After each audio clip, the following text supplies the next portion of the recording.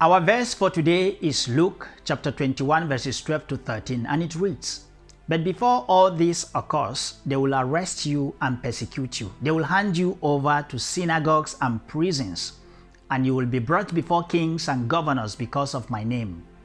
This will give you an opportunity to testify."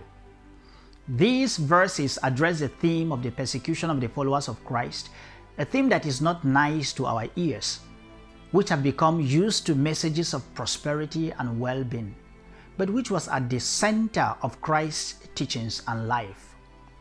The theme of persecution features prominently in the missionary instructions of Jesus in all the Gospels, as we can find in Matthew 10:16 to 39, 24, 9 to 14, Mark 13, 9 to 22, Luke 12, 11 to 19, 21, 12 to 19, John 15, 18 to 20, and 16 verse 2. In all the synoptic Gospels, the theme of persecution of Christ's followers is placed shortly or just before the accounts of the passion, death, and resurrection of Christ, which constitute the high point of the Gospels.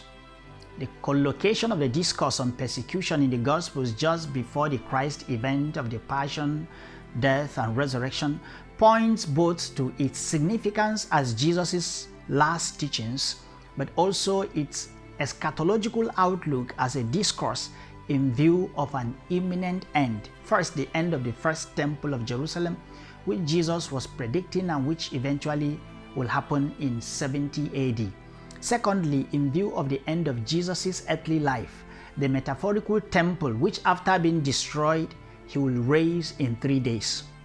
Soon after the death of Jesus, many of his disciples had to flee Jerusalem on account of the outbreak of persecution that targeted them. In Acts 4, 1 to 31, we read of the arrest of Peter and John by the priests, the captain of the temple, and the Sadducees, who were offended because the apostles were teaching and proclaiming that in Jesus there is the resurrection of the dead. This was only the first of many such arrests, as we could find in Acts 5:17 to 42. Also in Acts 6, 8 to 8:1, we read of the arrest and martyrdom of Stephen, one of the 7 deacons instituted to help the apostles, especially in the daily distribution of food.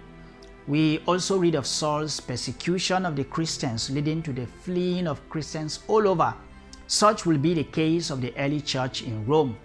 The rising of the church in Rome was preceded by Nero's localized persecution in 64 AD and the wider Dacian persecution in 250 AD.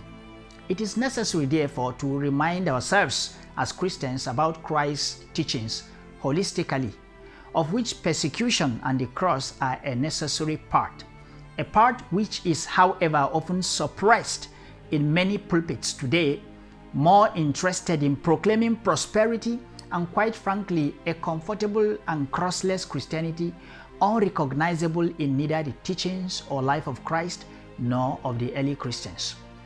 Our verses today call us to see persecution as an opportunity to testify and as part of our Christian DNA. Jesus also severally reminded his disciples, "Whoever does not take up the cross and follow me is not worthy of me. For those who keep their life will lose it, and those who lose their life for my sake will find it." See Matthew 10:38, Mark 8:34 to 35, Luke 9:23 to 24. Lord, grant us the grace to face trials and persecutions with courage, knowing, as your word admonishes us, that they are occasions for us to bear witness. Amen. And God bless your day.